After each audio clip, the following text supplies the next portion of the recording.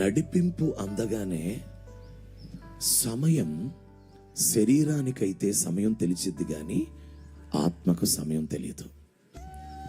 అందుకే నాకు ఒక గంట ఉంది టైం, ఇందులో ప్రార్థన చేసుకుందాం అని బలమైన ప్రార్థనా జీవితం కొరకు ఆశపడేవాళ్ళు టైం తక్కువ ఉన్నప్పుడు మోకరించటం అంత అమాయకత్వం ఇంకోటి ఉండదు.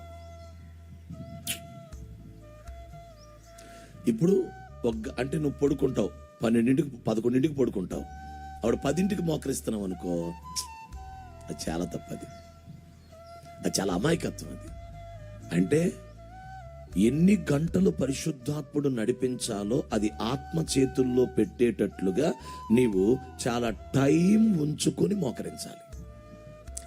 ఇప్పటి నుంచి నేను 6 గంటలు ప్రార్థన చేసినా నాకేం పర్లేదు, నాకేం పని లేదు, ప్రార్థనలో ఉంటా. ఇప్పటి నుంచి ఒక 6 గంటలైనా, ఇప్పటి నుంచి ఒక 7 గంటలైనా, ఇప్పటి నుంచి ఒక 10 గంటలైనా నేను ఉండొచ్చు, పెద్ద పర్లేదు, నాకేం పెద్ద అంత బిజీ ఏమీ నాకు పని లేదు. అంతేగాని నేను ఇప్పుడు గంట చేసి అన్నం వండాలి, నేను ఇప్పుడు గంట చేసి కూర వండాలి, మా ఆయన వచ్చేస్తాడు, నా పిల్లలు వచ్చేస్తారు, ఇదిగో నేను బట్టలు వేయాలి అని చేసుకునే ప్రార్థన అంతా ప్రార్థన యోధులైతే అలాగూ చేసుకోవటం తప్పు, లేక అమాయకత్వం, అజ్ఞానం. అది అజ్ఞానం.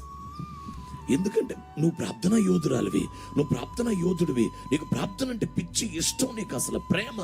అలాంటి వాడివి ఒక గంటే ఉందని ప్రార్థన చేయటం అంత అమాయకత్వం ఏమైనా ఉంటుందా? ఏ ప్రసంగమైనా అంతే. ఒక గంటే ప్రసంగం టైం అనుకొని మేము మొదలు పెడితే మేము మా స్పృహలో మా చలనంలోనే మాట్లాడతాం. కానీ టైం ఉంది అనుకుంటే, ఆత్మ నడిపింపుకు అప్పగించుకుంటే, అప్పుడు ఆత్మదేవుడు ఏ వ్యక్తికి ఏ ఆహారం కావాలో అది వేస్తాడు.